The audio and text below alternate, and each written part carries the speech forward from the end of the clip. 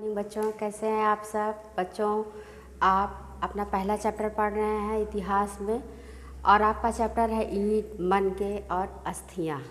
तो इस चैप्टर में अभी तक आप लोगों ने पढ़ा मोहनजोदड़ो, यानी हड़प्पा का जो एक नियोजित शहर था उसके बारे में। और इसी चैप्टर में अभी तक आपने पढ़ा कि हड़प्पा में दुर्ग कैसे थे। और इसी चैप्टर में अभी तक आपने यह भी पढ़ा कि वहाँ की स्थापत्य कला कैसी थी। और अब आप जो पॉइंट पढ़ने जा रहे हैं वो आपका है इनके जो सामाजिक भिन्नता का अवलोकन किस तरह से हुआ था, ये आप चैप्टर में पढ़ेंगे। तो बच्चों, ये समाधान जो था, समाधान यानी कि शव को रखने का स्थान, ये कैसा था। तो बच्चों, इनके जो शव थे वो रखे जाते थे एक स्थान पर। और बच्चों, मिस्र का जो पिरामिड है वह हड़प्पा सभ्यता का समकालीन था। पिरामिड जिसमें कि आप जानते हैं ना कि पिरामिड किसे कहते हैं। पिरामिड वह होता है जिसमें राजाओं के शव जो है दफनाए जाते थे। तो बच्चों, इसी तरह से इनके जो शव थे, इनके साथ कुछ मुख्य सामग्री भी दफनाई जाती थी। वो सामग्रियां जो होती हैं, इनके समय जो हमेशा इस्तेमाल करते थे अपने जीवन काल में, वही सारी सामग्री इनके शव के साथ दफनाई जाती थी। और उनका यह मानना था कि जिस तरह से इनके जीवन काल में इन सब वस्तुओं की ज़रूरत इन्हें पड़ती है, उसी तरह मरने के बाद भी मृत व्यक्ति को इन सब चीज़ों की आवश्यकता इनको पड़ेगी। तो शवाधान जो था बच्चों, एक स्थान था निश्चित जहाँ पे सारे शव दफनाए जाते थे और उनके जीवन से संबंधित जो मुख्य वस्तुएं थी वह उन्हें दी जाती थी। तो बच्चों, इस तरह से फिर उसके बाद उन्होंने विलासिता की खोज की। विलासिता यानी कि जीवन यापन करने के लिए जो उनकी मुख्य सामग्री थी वह क्या थी। उसमें से काफ़ी वस्तुएं, रोज़मर्रा की वस्तुएं उसमें शामिल थी, जिसमें से मिट्टी के बर्तन इनके थे। मिट्टी से बनाई गई जो सामग्री थी वह उसमें शामिल थे, जैसे कि चक्कियाँ हैं, मृदभांड हैं आदि, जिनका उपयोग वो अपने दैनिक जीवन में करते थे।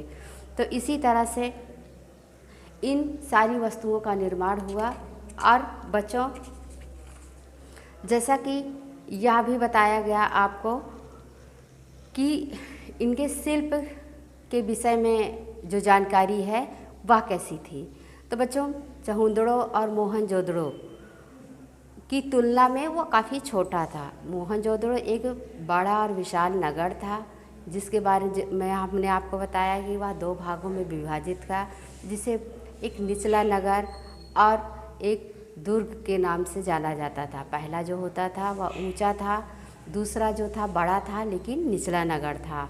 तो इस तरह से बच्चों, उस समय के जो शिल्प कार्य थे उनमें मनके बनाना, शंख की कटाई करना, धातु और मोहरों का निर्माण करना, ये सब उसमें सम्मिलित थे। जैसे कि पत्थर, तांबा, कांस और सोने से बनाई वस्तुएं जो थी वह भी उसमें शामिल की गई थी। ये जो होते थे बच्चों, इनके जो बनाए गए जितने भी इनके पत्थर बनाए जाने वाले सामान थे वो बेलाकार, गोलनाकार, इसी तरह से ये बनाते थे। मनके बनाने की जो विधि थी बच्चों, वह सेलखड़ी के मुलायम पत्थर को एक ढांचे में डाला जाता था, सांचे में, जिसमें उसमें मनके का जो ढांचा था वो मनका उसी में तैयार हो जाता था। तो बच्चों, इस ठोस पत्थर को ज्यामितीय आकारों के विपरीत अनेक आकारों के मनके जो होते थे वो बनाए जाते थे। मनके, जैसा कि आपको हमने बताया कि मनके का अर्थ होता है माला के दाने। तो इन माला के दानों को एक ढांचे में डाल करके तैयार किया जाता था। और बच्चों, नागेश्वर और बालाकोट में शंख जो थे वह बहुत मिलते थे। और इन दोनों, क्योंकि इन दोनों जो बस्तियां थी ये दोनों समुद्र के किनारे थे और शंख जो है बच्चों वो समुद्र के किनारे ही मिलते हैं, हमको शंख समुद्र से ही प्राप्त होते हैं। तो बालाकोट और नागेश्वर दोनों जगह से हमें काफ़ी मात्रा में मिले हैं शंख।